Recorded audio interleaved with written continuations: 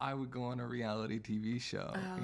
That's what I would do. Meet her. I think it's good. Bliss tried it. Bliss tried jiu-jitsu. And I'll try it again. Actually, I didn't mind it. That was like younger me. Zack has a little self-control now. I have a lot of self-control. Let's actually talk about that. When it comes Tiny. Tiny. Tiny. I'm like, I don't know if I can. Ew, don't make the noise, Sorry, please. baby. Sorry. Why you keep looking at my chin and my mouth? Because it's really cute. Welcome to the Blythe Cat podcast. What do you think about the podcast, Blythe?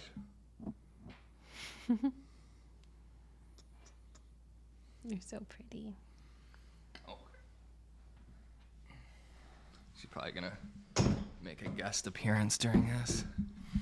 Yeah, you might see her like up on the window there. So, when you're filming a good podcast, you gotta get nice and close to the microphone. Okay. Okay. Okay. I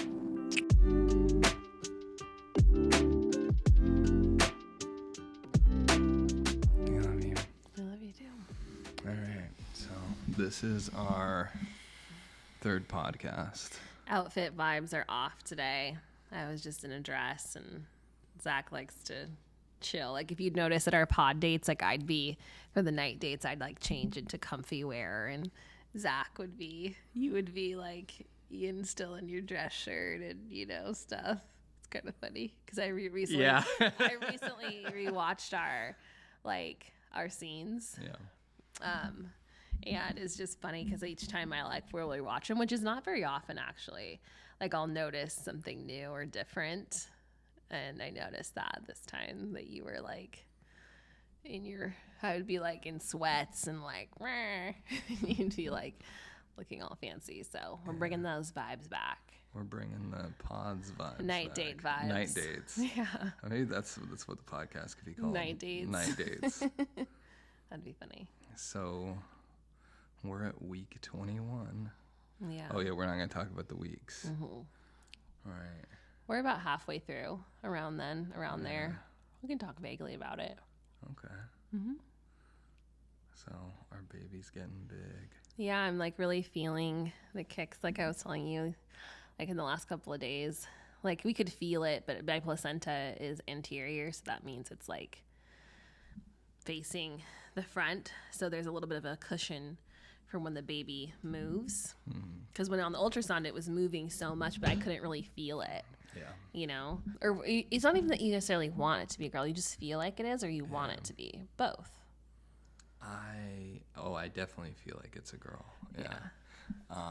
And I also would like if it's a girl, our first child. Yeah.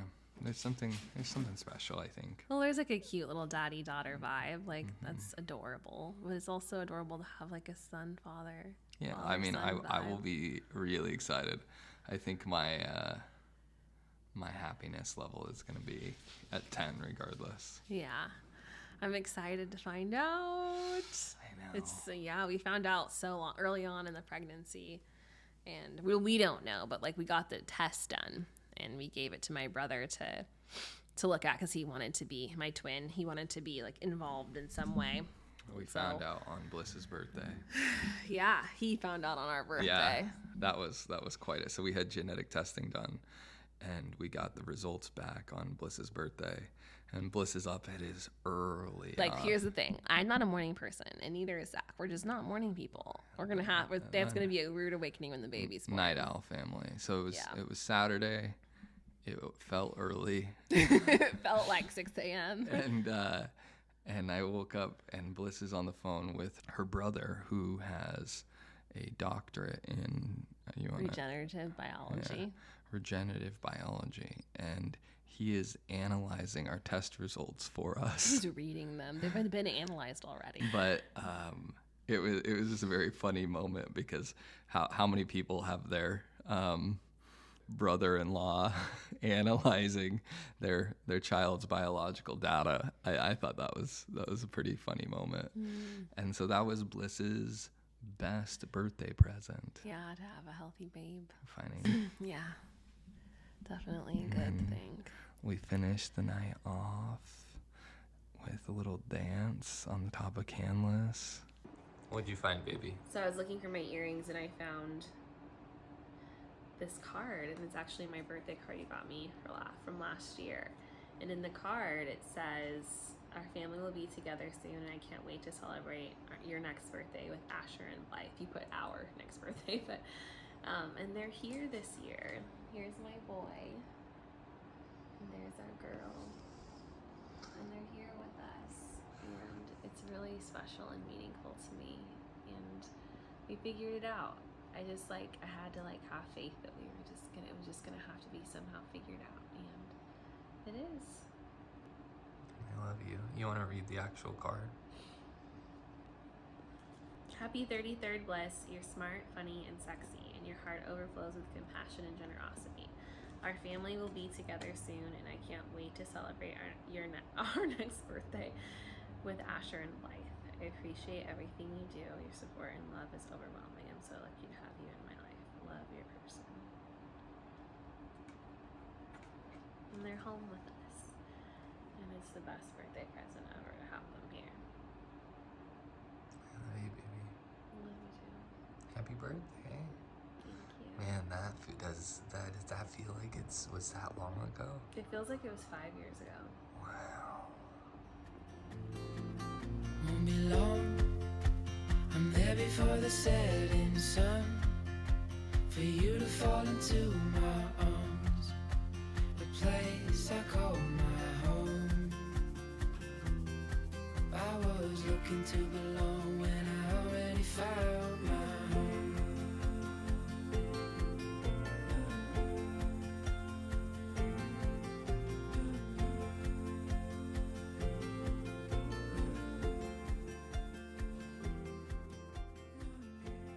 Yeah, that was lovely. Gosh, that meal was amazing. I know, I'm still dreaming about it. I love Canlis. I will be going back soon. And next time I'm going to do wine pairings. So I'll be able to drink. It'll be nice. Couldn't do the wine pairing. No, but I'm going to next time. I'm wondering if I'm even going to be able to handle alcohol after this. I'm such a lightweight when I'm drinking normally. And I have this whole time no drinking is going to be, I'm going to have a sip and I'm going to be like, woo! Yeah. Anyway, so I can feel it more now that it's bigger, I think. But it's just feeling like it's little kicks. It's definitely actually really active in the morning. I had no idea that the placenta was as big as it is. Yeah, it's gonna be about a pound when I give birth. That's wild. Yeah. Yeah. I mean, it makes sense. It's like the baby's lifeline. It's their oxygen, their supply of blood. It has to be it's still another creature that needs full blood supply. It's got to be such a horrifying moment for the child. You would think. Right. That's why we thankfully don't remember that. Imagine being then you're squished through the tiny space where you can't, what was the fear? I have fairly bad claustrophobia. So the fear that must have been, I don't know. What's happening? Thank God I don't remember that. Right. All of a sudden, everything's warm. Yeah, you're just and floating. peaceful. And then all of a sudden, it's the uterus starts contracting and you're probably and getting pushed out. And then you're in a tiny hole. Tiny. Tiny. Okay, so if you guys ever watched Shopaholics, it's this nostalgic movie for me and my little sister. Zach's I don't want to watch. Zach was I don't want to watch this. This is the movie for me. But then he was around for the first 5 minutes. He was laughing so hard. It's hilarious. And there's this point where this fashion. She's the editor of this fashion magazine. She's over at the girl's house and her parents have cake. And she's they're oh, do you want a slice of cake? And they're she's tiny, tiny, tiny, really tiny. Oh. She says tiny, tiny, tiny over. And it's the slice gets from this, tiny, tinier, tiny, tiny, tiny. And it's this. And she's a little shaving. And then she cuts it and puts it on her plate with a fork. So a tiny space that the baby has to be forced through. Yeah. So shopaholics theory. This is my theory, baby, after watching that movie. I think the guy who's running the newspaper or the magazine, I think he knows the whole time. Which guy? Her love interest? Love interest, yeah. Spoilers. Yeah, spoilers.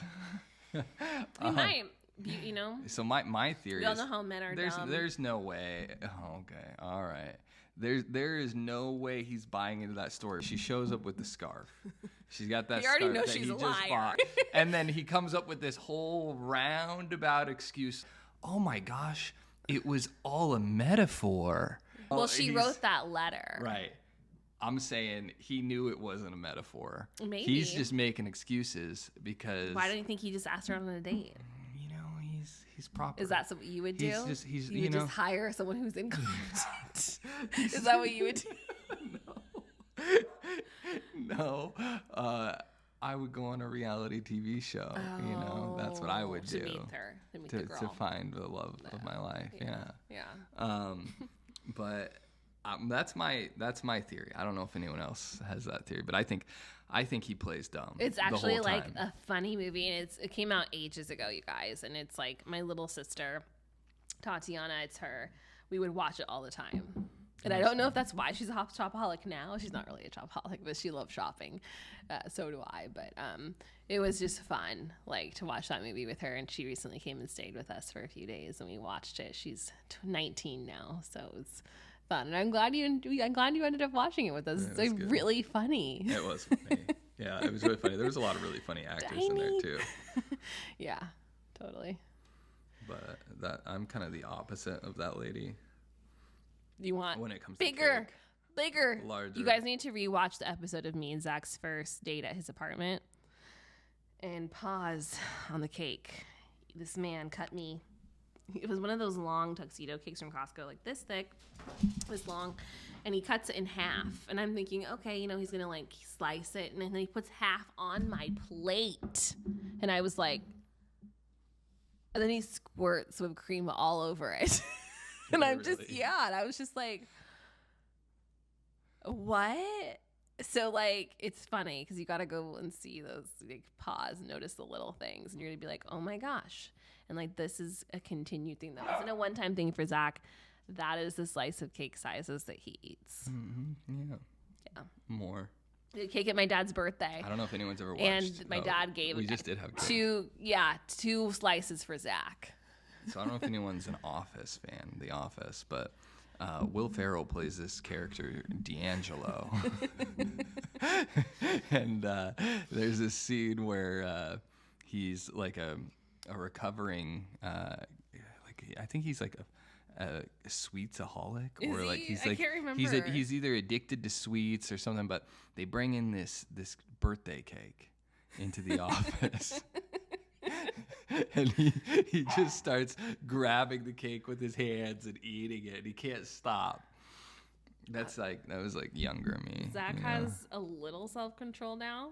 I have a lot of self-control. Let's actually talk about that. When it comes to cake. Self-control and raising children, and setting examples, and actually like acting upon what you're saying, and not being like, do as I say, not as I do, because kids are going to notice what you do, and they're going to model things after you. Yeah. And we don't want our children to be eating half pieces slices of cake. You know, my thing is I think it's better to filter the things that we make available. In other words, we just don't have tons of sweets around the house. Oh, yeah, right? definitely. Especially for a developing kid. You know, the prefrontal cortex, it develops so late into life. The idea that you're going to put these hyper sweet foods in front of your kid and not expect them to eat them. And to honestly develop an addiction. Right. So for me, I think it's just not putting it in front of them. Yes, we can talk about restraint and developing willpower. But well, I think that's, I think it's both, honestly. Like, I think that because they are going to be exposed to sweets, either at someone's house or at a party or something. And we want to teach, like, moderation with food. I think for me, my theory is if your caloric output is sufficient, your caloric intake can be, pretty high, especially if, I don't actually eat sweets that regularly, right? So, like, you'll see me when I eat sweets, and it's pretty extreme. But if you think, like, throughout the day, I'm pretty you don't regimented have, like, sweets every day. and consistent. So it's kind of like I have cheat days, Yeah, but even so, I don't want our child to, like, gorge themselves on a whole cake. I don't. want that. Maybe once in a while. No, I don't think so.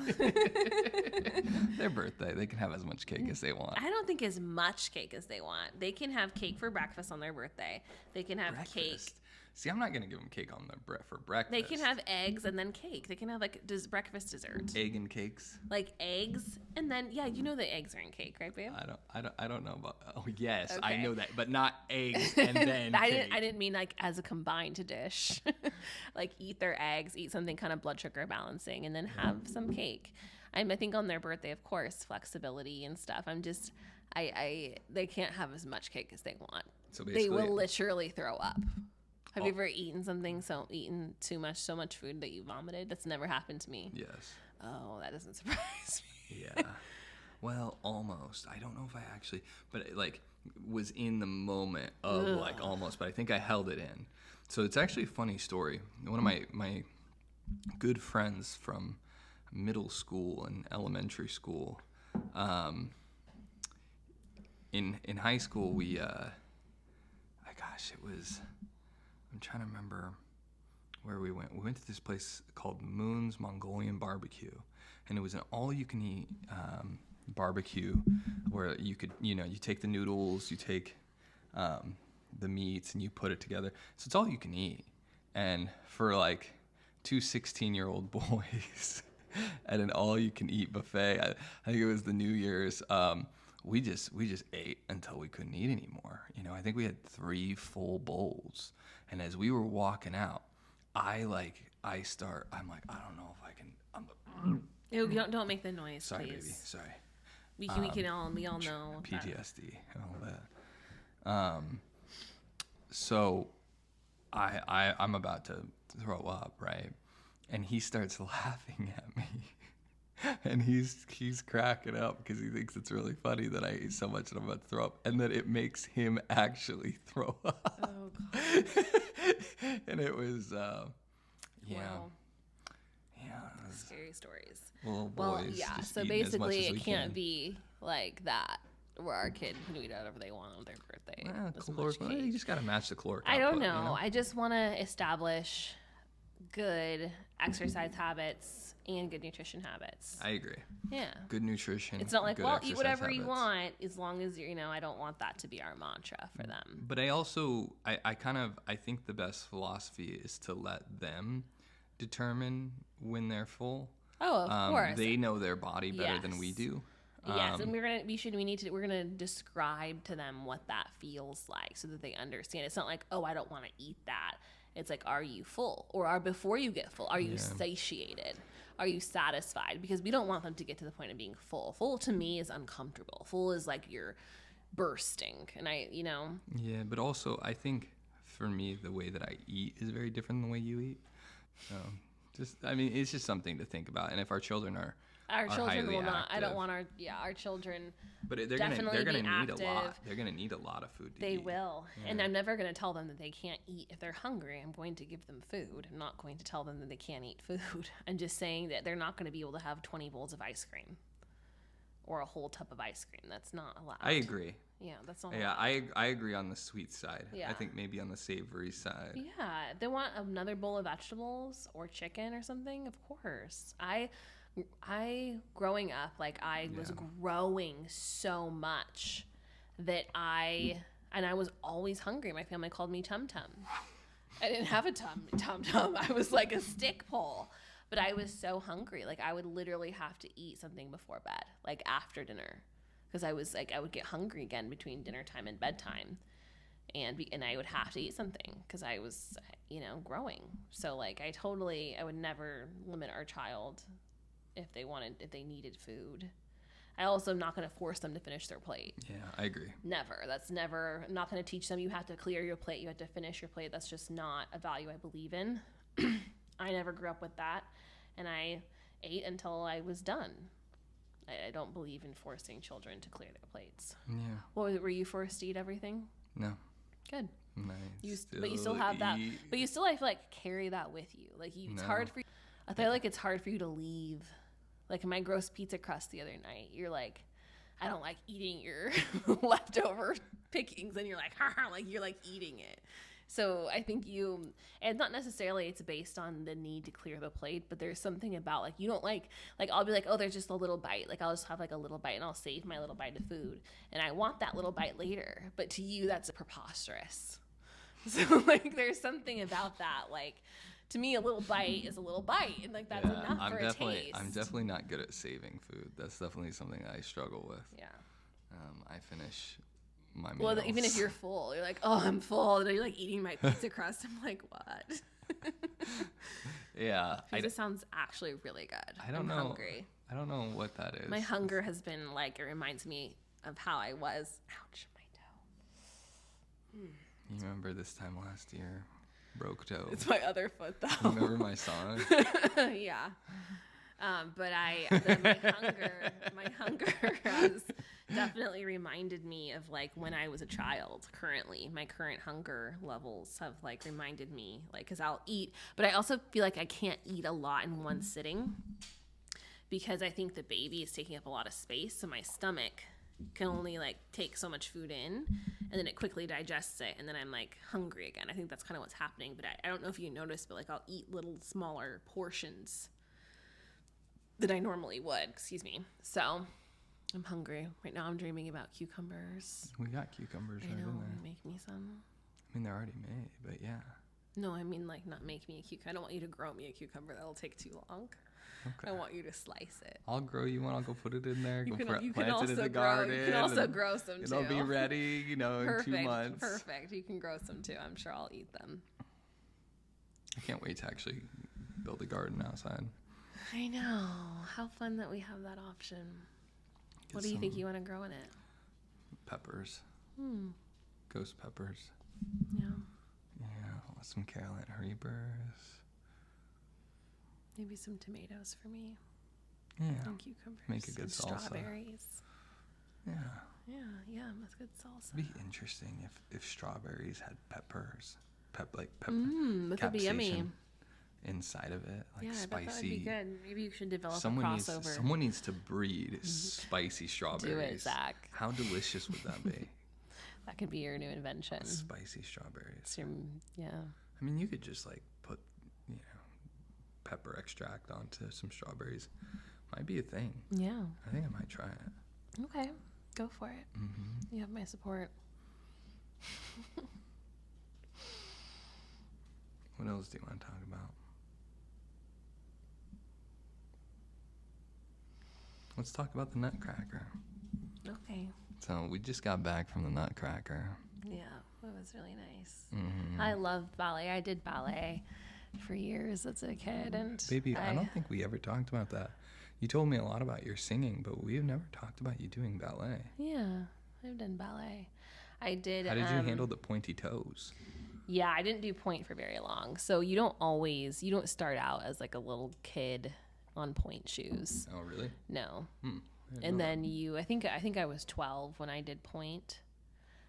Yeah, it really hurts. I'm wondering actually if that's contributed to your my bung issues. Gross, guys. That's such a gross word. It's like a deformity in your toe. It's not as like nasty as it sounds. But no, it's one of those things. It's like it's almost like, how you create calluses, like you create, like you build up stamina and you build up like strength for it. But, and you also have to make sure that you're like using it properly.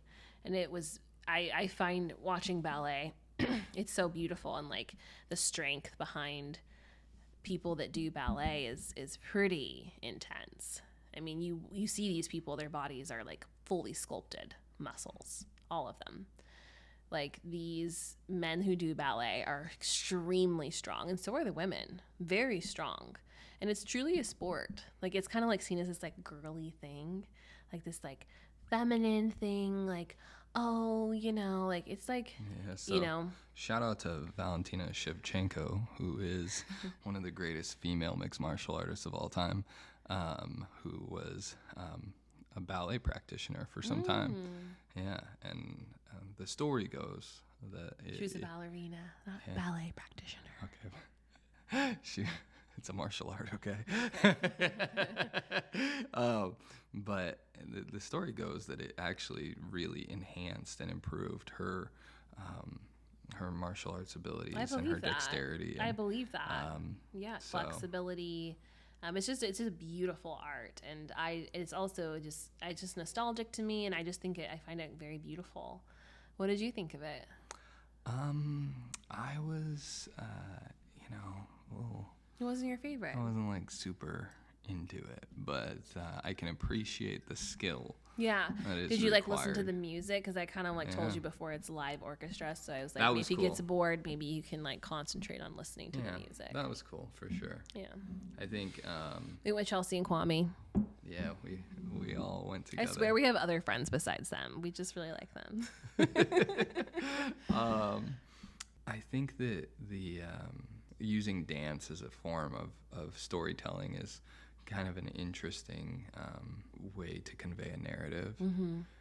So I appreciated it from that perspective, what they're trying to convey in the dance, the emotions that each artist was representing to the audience.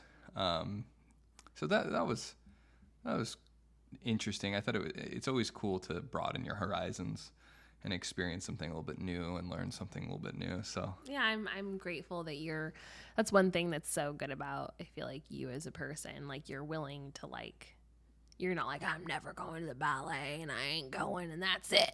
Like, you didn't want to go. You just expressed that you did not want to go. But I appreciate your willingness to, like, expand your horizons. Like, I've gone to your jujitsu stuff. Like, have you? we'll watch like games or matches. What are they called? Matches with you. The fights. Watched fights. You've watched fights with me. Yes, Yeah. that I am like cringing, like, oh, and I've gone to jujitsu with you before. And I just With think Matt, it's I just think it's important to like. That's true. I think it's good. Bliss that- tried it. Bliss tried I did, jiu-jitsu. and I'll try it again. Actually, I didn't mind it. I think it'd be did something cool that yoga we could do as with a family. Bliss too. Yeah, you did. Yeah. Yes. So I think that it's cool that we, I think that's something that I was looking for in my partner to like help me try new things and learn new things. And now we're trying having a baby. That's a new thing to both of us. You know what we never got to do? What?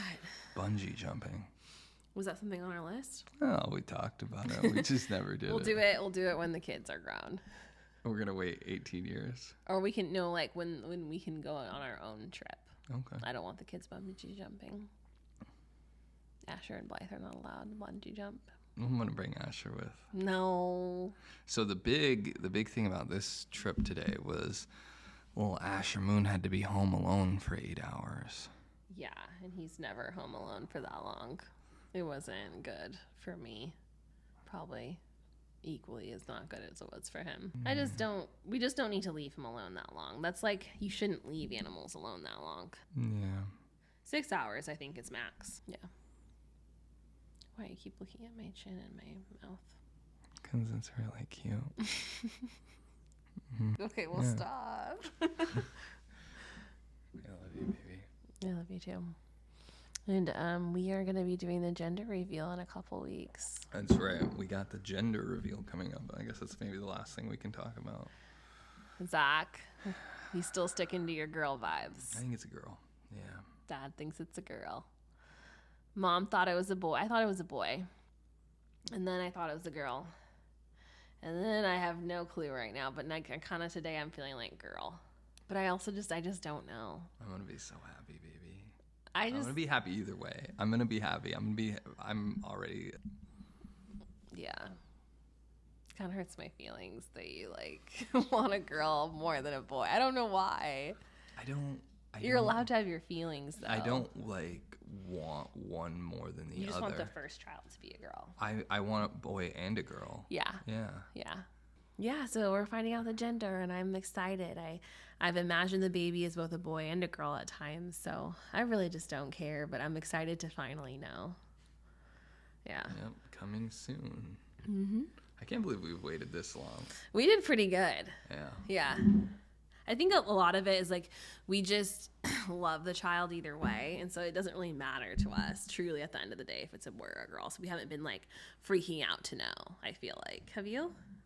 No. Yeah, I feel like No. we haven't been like, oh my God, I need to know. Like, we're just like, whatever. Like, whatever it is what it is. And we love that for the baby and for us. So But we are excited to know. Yeah. All right. I love you, baby. Bye. I love you too. Well, let's. I'm gonna go eat some cucumbers. Let's go have a meal. Yeah. Love you. Love you.